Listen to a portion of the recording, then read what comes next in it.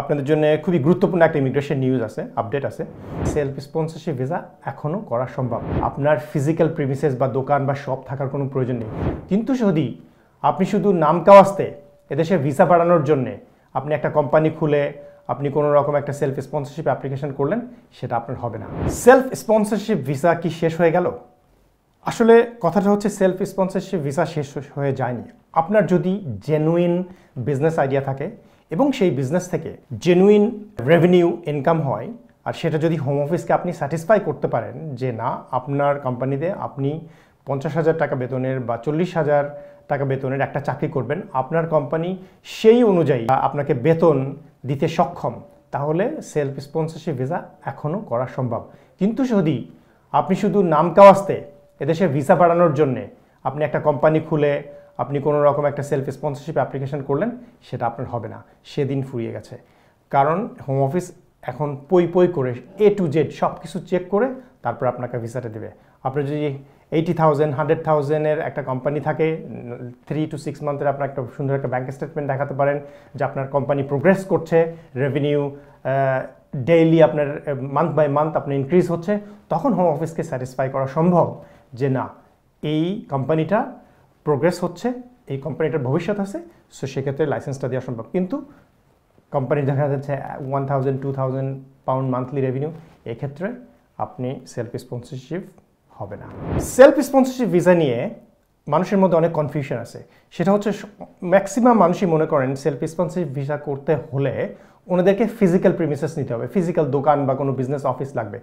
কিন্তু আপনি অ্যামাজনের কথা চিন্তা করেন, পৃথিবীর সবচেয়ে বড় একটা কোম্পানি, এটার কি কোনো ওনাদের কি কোনো অফিস? অফকোর্স অফিস আছে, কিন্তু এরকম কোনো স্টোর বা দোকান ওইভাবে নাই। কিন্তু এটা কিন্তু ডিজিটাল প্ল্যাটফর্মে বিজনেসটা হচ্ছে $1 বিলিয়ন বিজনেস। সো এরকম কিন্তু আপনার বিজনেসটা কিন্তু ডিজিটাল প্ল্যাটফর্মেও হতে পারে। আমি যেখানে বসে আছি, এটা হচ্ছে UK বাংলা মার্কেট প্লেসের একটা স্টুডিও। তো ওনাদের কিন্তু ডিজিটাল মার্কেটিং প্ল্যাটফর্ম হচ্ছে, ওনারাও কিন্তু সেলফ স্পন্সরশিপ ভিসা করে থাকেন। সো ওনাদের যেই প্ল্যাটফর্মটা, এটা হচ্ছে ডিজিটাল মার্কেট প্লেস। তো ওনাদের থেকেও আপনি যদি চান এজেন্সি নিয়ে আপনি সেলফ স্পন্সরশিপ ভিসা করতে পারবেন। সেক্ষেত্রে ডেফিনেটলি আপনি আপনার লয়ারের সাথে কথা বলবেন, আপনার সমস্ত নিটিগ্রিটিগুলো জেনে নেবেন। সো এই কনফিউশনটা আমি দূর করতে চাচ্ছি যে সেলফ স্পন্সরশিপ ভিসার জন্যে আপনার ফিজিক্যাল প্রিমিসেস বা দোকান বা শপ থাকার কোনো প্রয়োজন নেই। আপনার বিজনেসটা টোটালি ডিজিটাল প্ল্যাটফর্মে হতে পারে, এবং আজকালকার বিজনেস কিন্তু ডিজিটাল প্ল্যাটফর্মেই মাল্টি বিলিয়ন ডলার বিজনেস হচ্ছে। Looking to expand your business in the UK? UBM takes care of everything. Company registration, UK bank account, pay, insurance and tenancy. Start with UBM. Expand with confidence. ইদানিং home office আনঅ্যানাউন্স visit করছে বিভিন্ন কোম্পানিতে, specially কেয়ারওয়ার company এবং restaurant বিজনেসগুলোতে করে তাদেরকে check করছে তারা legally compliant কিনা। হোম অফিসের স্ট্যান্ডার্ড অনুযায়ী এই কোম্পানিগুলো স্পন্সরশিপ লাইসেন্স মেনটেন করার জন্য যেই কমপ্লায়েন্সগুলো ইন প্লেস থাকতে হবে, সেগুলো তাদের আছে কিনা। যদি না থেকে থাকে, হোম অফিস ইনস্ট্যান্টলি লাইসেন্সটা রিভোক করছে। রিভোক করার পরে ভিকটিম কে হচ্ছে? স্কিলড ওয়ার্কাররা, যারা এই কোম্পানির লাইসেন্সের আন্ডারে বাংলাদেশ থেকে বা এখান থেকে স্কিলড ওয়ার্কার ভিসা নিয়েছেন এই কোম্পানির আন্ডারে। তখন কি হচ্ছে?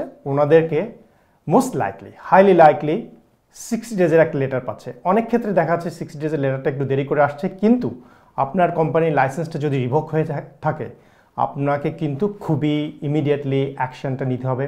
আপনার অন্য কোনো ভিসাতে বা অন্য কোনো কোম্পানিতে সুইচ করতে হবে, বা অন্য কোনো ক্যাটাগরিতে আপনাকে খুব দ্রুত সুইচ করতে হবে, না হলে আপনার কিন্তু এদেশে থাকা সম্ভব হবে না।